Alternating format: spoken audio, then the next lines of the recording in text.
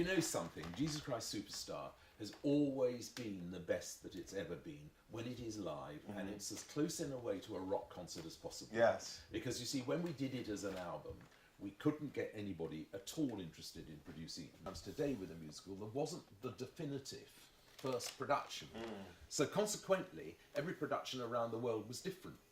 The London production was done by Jim Sharman, who did the Rocky Horror Show, eventually. And it was much closer to a kind of a rock concert. And I know from talking to the producers, you're a co-producer of Yes, Superstar. absolutely. Well, I'm talking to one of the producers.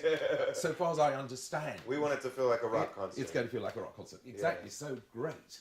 Once it was discovered, or once Superstar was discovered, then Joseph got discovered, and then it got produced ages afterwards, but it was still the while after. The bass musical. Well, the Josie the Amazing Technicolor Dreamcoat, story of Josie with the coat of many colours, of course.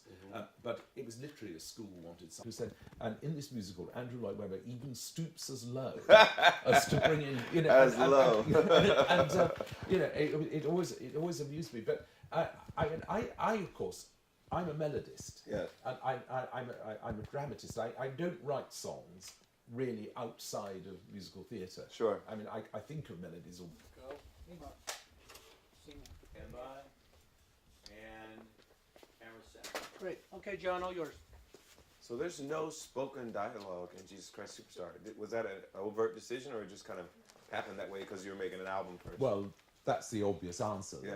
But Tim and I had discovered with Joseph that actually we like the idea, and particularly me, I like the idea of having no dialogue because it means obviously there's place for dialogue in that, and it's a very different thing. But it's funny. I did a very similar interview like we're doing now with Lin-Manuel Miranda in London. Oh, cool. We did. I would like to have been there for that conversation. Well, That'd have been fun. you can see it on YouTube. But we talked about this, and I mean, Lynn said, "There's no rule. I mean, the one thing about musical theatre, if you say there are rules, you're talking rubbish. Yeah. I mean, nobody knows pop.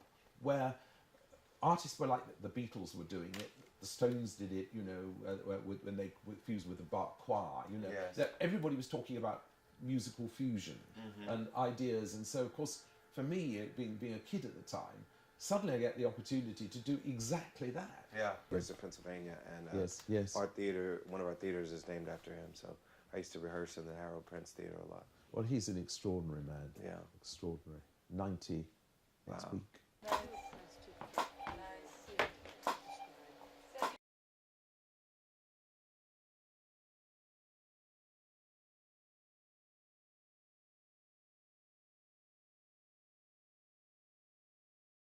Slate?